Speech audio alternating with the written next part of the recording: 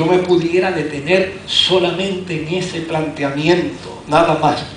Quedarnos un buen rato conversando sobre de ello, porque llana y sencillamente los seres humanos a veces huimos de nuestro pasado y no entendemos que aceptar la realidad del pasado no implica caer en la trampa de una autocondenación.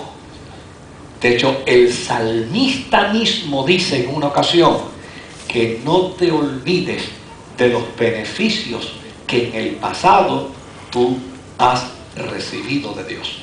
Y uno de los grandes beneficios que hemos recibido de Dios en nuestro pasado es precisamente las veces que Dios nos ha levantado del suelo después de una caída. Así es que no debemos solamente tomar la historia para hablar mal de Marcos, de Pedro. Debemos ver la historia que nos relata Marcos para entender que él mismo contó su historia. Ahora, una historia contada por Pedro, donde trata precisamente de asuntos de su vida personal, de su caída espiritual, de su error gramatical. Una historia narrada por Pedro, diciendo la verdad de su pasado, tiene también un segundo propósito, el propósito de una admonición, el propósito de una vacuna preventiva. Es decir, yo debo mirar los errores de otros no para condenarlos, no para señalarlos, no para juzgarlos, pero probablemente los errores de otros me pueden ayudar a mí a evitarlos. Y yo creo que esta es una de las intenciones que Pedro tiene al narrar esta historia. Y la voy a narrar para que aquellos que la escuchen puedan evitarse errores en el peregrinar de la fe. Pedro era un hombre valiente, era arrojado, era determinado. Pedro era ese individuo que se convertía en un personaje atrevido porque en alguna medida tenía pasión y tenía compromiso por aquello que creía. Y desde luego, Pedro no esperaba las respuestas de sus compañeros para entonces alinearse a las respuestas de los demás, ni a la visión de los demás.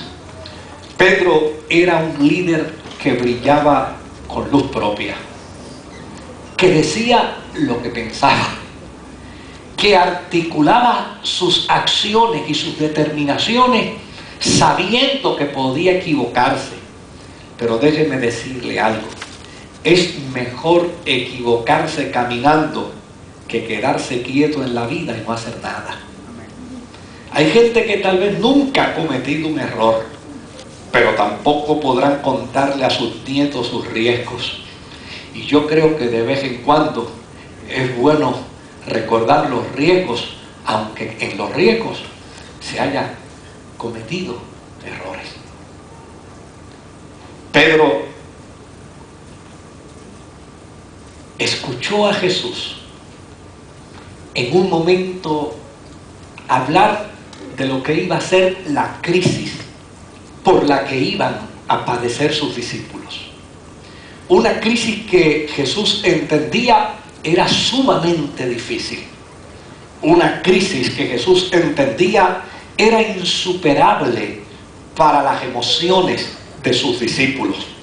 Era el momento de su arresto. Era el momento de la ejecución del plan del enemigo de las almas, del plan de los enemigos de Jesús. Y Jesús les hizo saber a ellos que cuando ese momento llegara, a la vida de él, los discípulos se iban a desparramar. Los discípulos iban a caer en una crisis de intimidación.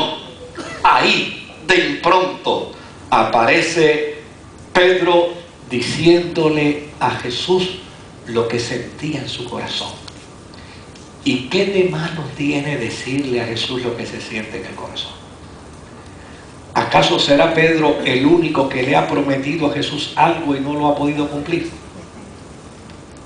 ¿Acaso será Pedro el único que le ha dicho a Jesús, te prometo que cuando esto suceda, yo voy a actuar de esta manera? ¿Será acaso Pedro el único que no lo ha cumplido?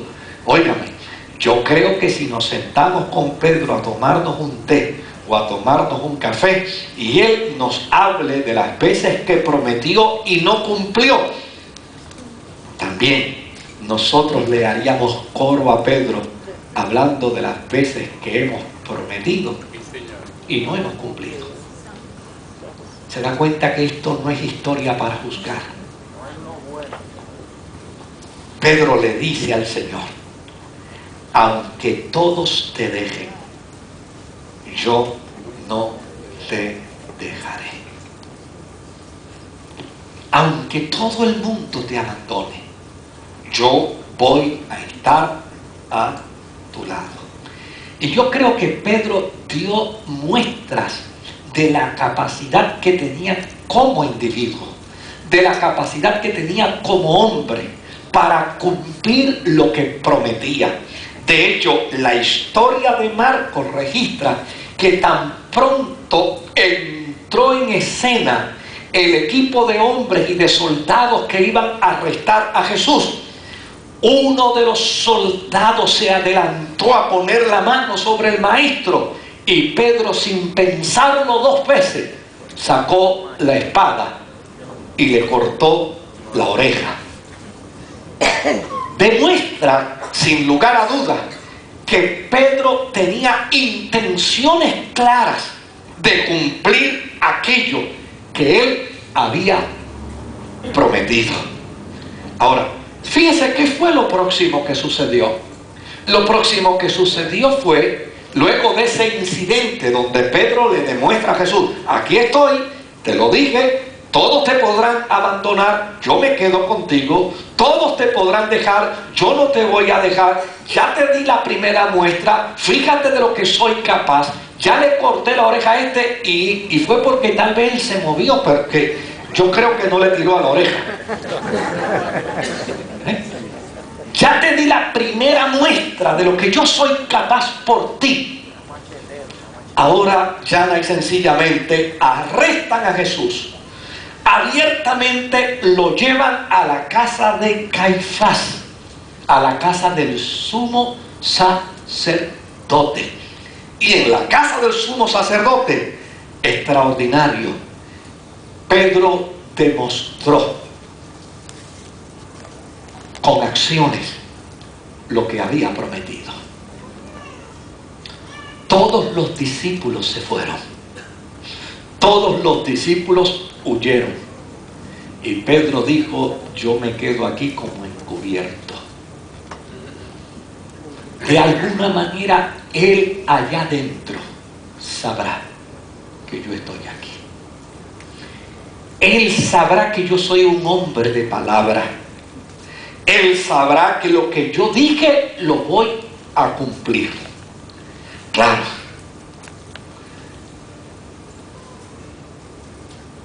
Hasta aquí, Pedro tenía A. La nota empieza a bajar cuando dentro de la crítica, dentro del análisis, descubrimos el error que Pedro cometió.